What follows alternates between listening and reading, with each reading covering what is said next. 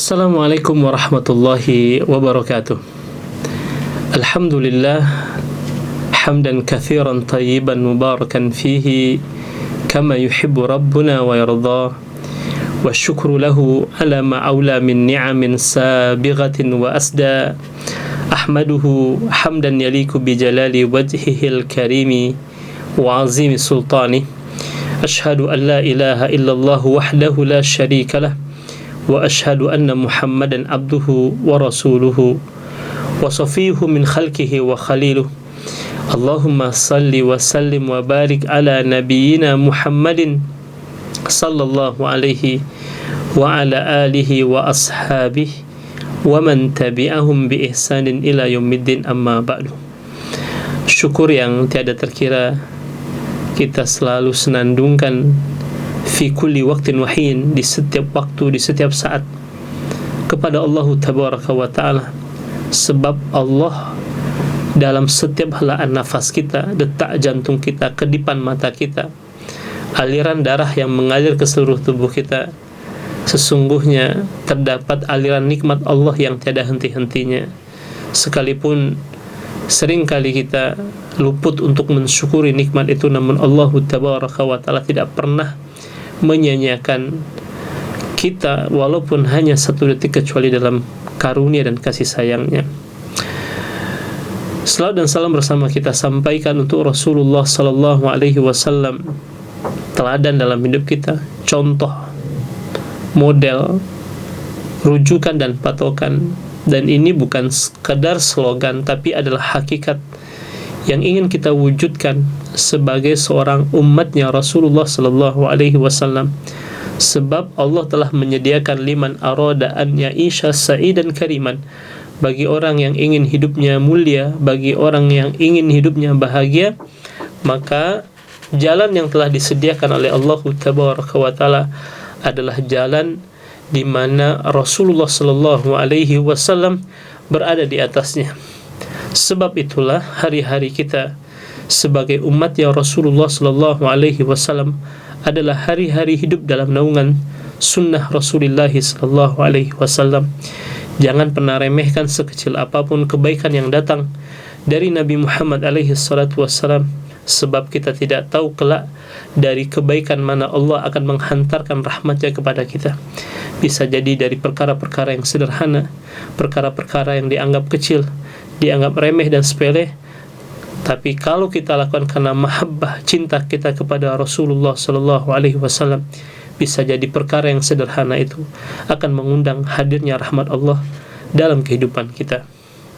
Para pemirsa IBS TV dimanapun Anda berada, di sesi kali ini kita akan sedikit berbicara satu dari banyaknya bagian episode kehidupan Rasulullah sallallahu alaihi wasallam, dan kita ingin mengintip sedikit aktivitas Rasulullah sallallahu alaihi wasallam di dalam rumahnya. Dikatakan baitul insani huwa muhikkuhu al-haqiqi. Rumah bagi seorang manusia adalah muhikkuhu al-haqiqi, yang mengetahui sebenarnya tentang seseorang tersebut. Mengapa? Karena di dalam rumah tersebut seseorang sesuai dengan karakter aslinya, sesuai dengan kepribadian alaminya. Yang paling mengetahui tentang diri seseorang adalah orang yang hidup bersamanya. Sebagaimana Rasulullah sallallahu alaihi wasallam diceritakan tentang kemuliaan akhlaknya, sempurnanya adabnya, baiknya interaksinya, dan bersihnya jiwa serta pikirannya, kita dapatkan berdasarkan pernyataan orang-orang yang hidup bersama Rasulullah sallallahu alaihi wasallam. Di saat Nabi Muhammad berada di balik tembok rumahnya, karena yang paling tahu tentang Nabi Muhammad alaihi salatu wasallam adalah para istrinya, para pembantu yang berada bersama Nabi Muhammad alaihi salatu wasallam.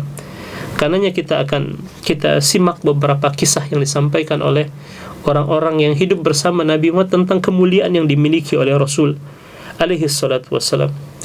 Pernah satu ketika datang seseorang untuk bertanya kepada Bunda Aisyah radhiyallahu anha tentang madza kana ya'malu Rasulullah sallallahu alaihi wasallam fi baitih, tentang apa yang menjadi aktivitas dan kebiasaan Nabi Muhammad sallallahu alaihi wasallam di dalam rumahnya. Dan Bunda Aisyah radhiyallahu anha mengatakan, kana basharan minal bashar. Hal pertama yang disampaikan oleh Bunda Aisyah bahwa Nabi Muhammad sallallahu alaihi wasallam adalah manusia sebagaimana manusia pada umumnya.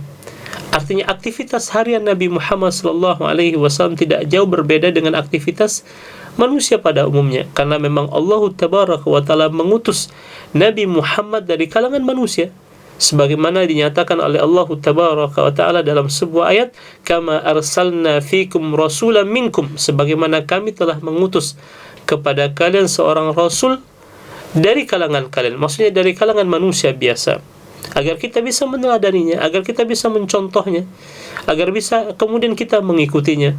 Sesungguhnya tidak ada alasan bagi kita untuk tidak bisa mengikuti Nabi Muhammad, sebab Allah utus Nabi Muhammad dari kalangan manusia sebagaimana kita manusia. Sebab itulah hal pertama yang disampaikan oleh Bunda Aisyah tentang Nabi Muhammad, kana basyaran minal bashar. Yang kedua kata Bunda Aisyah, yafli thawbah. Nabi Muhammad sallallahu alaihi wasallam yang yafli thawbah. Yafli thawbah ini membetulkan pakaian yang rusak. Wa yahlibu syatah. Nabi Muhammad SAW yang memerah susu kambingnya sendiri. Wa yakhdimu nafsa, dan Rasul mengurus dirinya sendiri. Di saat Nabi Muhammad alaihi salatu wasallam memiliki 9 orang istri, Nabi Muhammad alaihi salatu wasallam juga punya pembantu, tapi untuk urusan hariannya Nabi Muhammad melakukan dengan tangannya sendiri. Sebab Nabi Muhammad sallallahu alaihi wasallam memiliki prinsip adamu taklifil ghair. Nabi Muhammad tidak ingin merepotkan orang lain, memberatkan orang lain. Selagi Nabi Muhammad bisa mengerjakan pekerjaan itu seorang diri, maka Rasulullah sallallahu alaihi wasallam mengerjakan pekerjaan itu seorang diri. Selain daripada itu, Nabi Muhammad memiliki sifat tawadu, rendah hati. Walaupun ia berada pada derajat yang begitu sangat dimuliakan oleh Allah tabaraka wa taala, namun Nabi Muhammad tidak pernah menganggap pekerjaan mengurusi rumah tangga itu bukanlah sesuatu yang pantas untuk dilakukan oleh seorang nabi. Tapi Nabi Muhammad turun sendiri dalam menyelesaikan urusan-urusan rumah tangganya. Nu'man bin Bashir, seorang sahabat Rasulullah sallallahu alaihi wasallam, pernah menceritakan tentang kondisi Nabi Muhammad alaihi salatu wasallam dalam sebuah hadis yang diriwayatkan oleh Imam Muslim. Apa kata Nu'man bin Bashir? Laqad ra'aitu nabiyyakum sallallahu alaihi wasallam wa ma yajidu minad daqali ma yamla batnah. Aku pernah melihat Nabi kalian sallallahu alaihi wasallam di mana Rasul tidak mendapati di dalam rumahnya bahkan dakal sekalipun. Dakal ini merupakan kurma dengan kualitas yang paling rendah. Bahkan dakal pun tidak ditemukan di rumah Nabi Muhammad alaihi wasallam untuk mengganjal isi perutnya. Artinya rumah tangga Nabi Muhammad alaihi wasallam pernah mengalami masa-masa sulit, pernah mengalami masa-masa krisis. Tapi apakah itu menjadikan rumah tangga Nabi Muhammad sallallahu alaihi wasallam tidak bahagia? Tidak. Karena di dalam rumah tangga Nabi Muhammad hanya ada kesyukuran kepada Allah atas sekecil apapun nikmat yang Allah berikan kepada mereka. Sebagaimana Bunda Aisyah radhiyallahu anha juga pernah menceritakan, inna kunna alu Muhammadin namkusu syahran ma nastawqidu binar in huwa illa tamar wal ma. Sesungguhnya kami keluarga Muhammad pernah, kata Bunda Aisyah, 1 bulan tidak menyalakan api di dapur rumah kami, karena tidak ada bahan yang bisa dimasak pada saat itu, melainkan hanya kurma dan air putih saja yang menjadi konsumsi harian Rasul dan keluarganya. Tapi sekali lagi kondisi ini tidak menjadikan Rasul dan keluarganya tidak bersyukur kepada Allah Subhanahu wa taala, tidak berbahagia. Bahkan Rasul dalam sebuah ungkapannya mengatakan tentang rumahnya, baiti jannati, rumahku adalah surgaku, menunjukkan di dalam rumah tangga Nabi Muhammad hanya ada kebahagiaan, keharmonisan, ketenangan. Dan itu yang dirasakan oleh Rasul dan para istrinya serta para pembantu yang bekerja di rumah Nabi Muhammad SAW. Walaupun pernah mengalami masa-masa sulit, masa-masa krisis, tapi mereka melewatinya dengan sangat baik. Kemudian kaum muslimin dan muslimat, para pemirsa IBS TV yang dirahmati Allah Subhanahu wa taala, Sekalipun Nabi Muhammad disibukkan dengan urusan rumah tangga, urusan pekerjaan dan lain sebagainya, tapi tidak ada yang membuat Nabi Muhammad lalai daripada beribadah dan taat kepada Allah Subhanahu wa taala. Tatkala Nabi Muhammad mendengar hayya 'alas shalah, hayya 'alal falah, maka Rasul akan segera menyahut panggilan itu dan meninggalkan dunia di belakangnya. Aswad bin Yazid, seorang sahabat Nabi Muhammad sallallahu alaihi wasallam, menceritakan, "Sa'altu Aisyah radhiyallahu anha, aku pernah bertanya kepada Bunda Aisyah radhiyallahu anha tentang makanan Nabi sallallahu alaihi wasallam yasna fil bait, tentang apa yang dibuat, tentang apa yang dilakukan oleh Rasulullah SAW di rumah. Maka Bunda Aisyah mengatakan, kana yakunu fi mihani ahli, tatkala Rasul sedang disibukkan dengan urusan keluarganya, fa idza sami'a bil adhani kharaja, namun pada saat ia mendengar suara azan berkumandang, maka dia akan segera keluar dan menyahut panggilan azan tersebut. Dan kita tidak pernah menemukan riwayat satupun yang menceritakan, yang menyebutkan bahwa Nabi Muhammad SAW yang melaksanakan sholat fardu di rumahnya walaupun hanya sekali, kecuali tatkala Nabi Muhammad SAW sedang sakit, dan sakitnya membuat Nabi Muhammad memang tidak bisa keluar dari rumahnya, ya, sulit bagi Rasul untuk kemudian berjalan, kecuali di masa-masa itu saja. Di luar daripada itu Nabi tidak pernah melaksanakan sholat fardu ya di dalam rumahnya.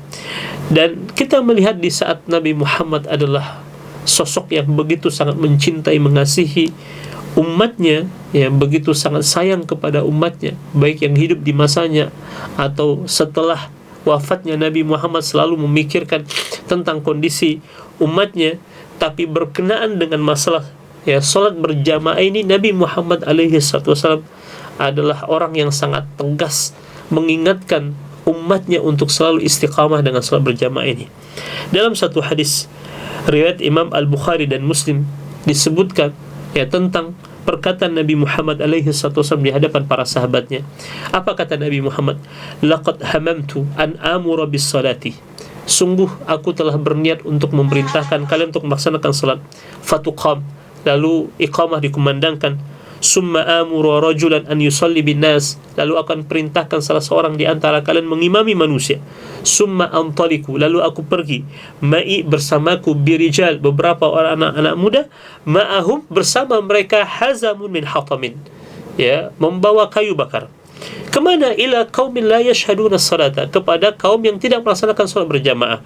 Fa ahriku alaihim buyutahum, maka aku akan bakar rumah-rumah orang yang tidak melaksanakan salat berjamaah. Walaupun hal ini tidak pernah dilakukan oleh Rasul alaihi wasallam, ini merupakan, ya, keinginan Nabi Muhammad menunjukkan bahwa Rasul amat sangat, ya, memperhatikan salat berjamaahnya kaum muslimin, karena ia menjadi sumber keberkahan bagi satu tatanan masyarakat.